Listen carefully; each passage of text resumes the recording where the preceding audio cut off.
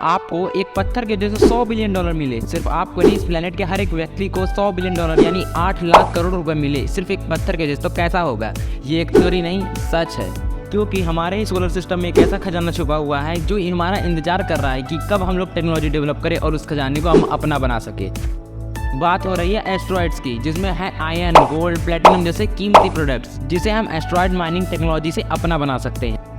चलिए आज की इस वीडियो में अपने एक बहुत ही पसंदीदा सब्जेक्ट साइंस के बारे में बात करने वाले हैं और जानते हैं कि हमारे जस्ट मार्स के बगल में कितना वैल्यूएबल खजाना छुपा हुआ है जो हम निकाल सकते हैं। लेकिन सबसे पहला सवाल, ये एस्ट्रॉइड्स होते क्या है और ये बना कैसा? इसे समझने के लिए हमें जाना पड़ेगा 4.6 बिलियन ईयर्स अगो। तब न तो पृथ्वी थी, न मार्स था और न ही मरकरी, केवल हर तरफ गैस क्लाउड्स थे। ग्रेविटी की वजह से ये गैस मटेरियल्स प्लैनेट्स फॉर्म करने लग गए। आप लोग को शायद ही पता होगा कि हमारे सोलर सिस्टम में 8 प्लैनेट्स और प्लूटो के अलावा भी 2 और प्लैनेट्स हैं। लेकिन इस प्रोसेस के बाद भी कई सारा मटेरियल बचा हुआ था जो कि छोटे छोटे सेलेस्टियल बॉडी में कन्वर्ट हुआ और हमारे एस्टिमेटेड रिकॉर्ड के अनुसार 8 लाख एस्ट्रॉइड इस वक्त सोलर सिस्टम में मौजूद है।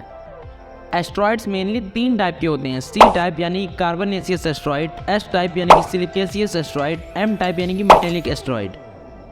गोल्डमैन सैंक्स का कहना है कि अगर एक एवरेज फुटबॉल ग्राउंड के बराबर एस्ट्रॉइड की बात करें तो उसमें आपको 4000 केजी का प्लेटिनम मिलेगा। उनका ये भी कहना है कि अगर हम मार्स और जुपिटर के बीच के सारे एस्ट्रॉइड्स के मटेरियल को एक्सट्रैक्ट कर सके तो उसकी वैल्यूएशन $10 क्विंटिलियन होगी, यानी कि 1 की विथ 18 जीरोस। भाई पैसे गिनते गिनते थक जाओगे, गिना ही नहीं पाएगा।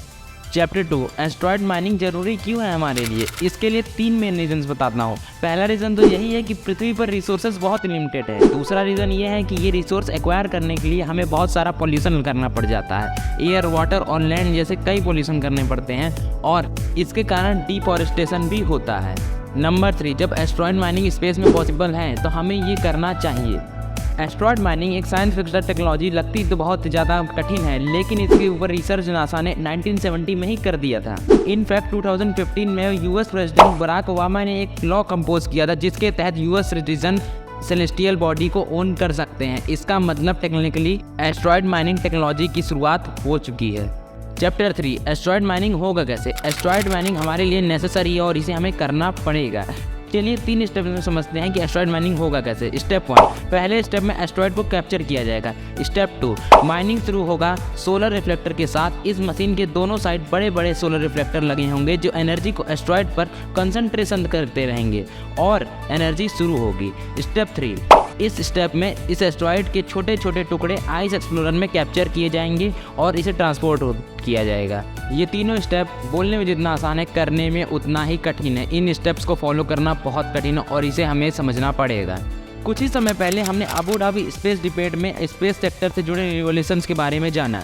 यहाँ दुनिया के लीडर्स ने एक इम्पॉर्टेंट पॉइंट दुनिया के सामने रखा कि स्पेस का इस्तेमाल दुनिया की ह्यूमैनिटी के भलाई के लिए इस्तेमाल किया जाए और इसके लिए हमें स्पेस डिफरेंसेस को छोड़कर एक कॉमन कॉज के लिए काम करना पड़ेगा। अगर स्पेस ट्रेवल को रियलिटी में करना है तो हमें एक इंटरनेशनल कोऑपरेशन की ज़रूरत है। जब हम सारे कंट्रीज एक होकर काम नहीं होंगे तो आपस में ही कॉम्पिटिटर बने रह जाएंगे और ह्यूमैनिटी का भला कभी नहीं होगा। आज 70 से ज़्यादा देशों के पास स्पेस प्रोग्राम है, लेकिन मुद्दा ये है कि वो काम अलग अलग करते हैं। लेकिन अगर हम लोग कोलैब करके काम करें तो हो सकता है हमारा स्पेस प्रोग्राम आगे तक जाए, हम लोग एस्ट्रॉइड माइनिंग को आसानी से कर सकें। चलिए एक एग्जांपल लेते हैं। अगर एक इंडिया जैसा कंट्री स्पेस माइनिंग के लिए आगे बढ़ता है तो अगर कोई सऊदी जैसा रिच कंट्री अगर इंडिया को सपोर्ट करे तो हम लोग उस चीज़ को कर सकते हैं, स्पेस माइनिंग पे वर्क कर सकते हैं। एलन मस्क एक सपना देखते हैं कि उनका सपना ये है कि पूरे गैलेक्सी को हमें कॉलोनाइज करना ही पड़ेगा। Now think about it, asteroid mining का एक और फ़ायदा है, इनको हम लोग एक स्पेस में आउटपोस्ट की तरह यूज़ कर सकते हैं, जिससे हमारा रॉकेट स्पेस में एक सेंटर पाएगा जहाँ पर वो रिफ्यूलिंग कर सकेगा। ये एक स्टॉप की तरह काम करेगा हमारे रॉकेट्स स्पेस शटल्स के लिए। इन स्टॉप्स पे रुक कर रॉकेट अपने आप को सुधार सकेंगे, रिफ्यूलिंग कर सकेंगे अपनी अगली जर्नी के लिए, जैसे हमारे दुनिया में एरोप्लेन के साथ होता है। एक कंट्री से दूसरे कंट्री में जाने में अगर डिस्टेंस ज़्यादा है तो वो बीच में गैप लेकर वहाँ रिफिलिंग करके फिर अगली जर्नी के लिए तैयार होती है। ये पृथ्वी के बाहर हमारा एक स्टॉप की तरह काम कर सकेगा। Chapter 5, conclusion. हम स्पेस को पसंद करते हैं और हमारे स्पेस में कई सारे ऐसे मुद्दे हैं जिसे हम इमेजिन भी नहीं कर सकते, जैसे कि ऐसे ग्रह जहाँ पे पूरे ग्रह ही डायमंड से बने हुए हैं। ऐसे प्लैनेट्स भी हैं जहाँ ऊपर से नीचे नहीं हॉरिजॉन्टली बारिश होती है। भाई हमारे यूनिवर्स में ऐसे ग्रह भी हैं जहाँ पूरी की पूरी ग्रह ही पानी से बनी हुई है। और वेट, जहाँ पानी है वहाँ लाइफ होने की पॉसिबिलिटी है और इन पॉसिबिलिटीज़ को पॉसिबल बनाने के लिए हमें एस्ट्रॉइड माइनिंग करना पड़ेगा। अगर अभी तक वीडियो में बने हुए हो यानी आपको वीडियो पसंद आ रहा है, अगर आप लोग को वीडियो से थोड़ी सी भी वैल्यू नॉलेज मिली हो तो प्लीज़ आप लोग वीडियो को लाइक, चैनल को सब्सक्राइब और दोस्तों के साथ वीडियो जरूर शेयर करें, क्योंकि इससे आप लोग का कोई घाटा नहीं है, लेकिन हमें इससे बहुत मोटिवेशन मिलता है। तो मिलते हैं नेक्स्ट वीडियो में।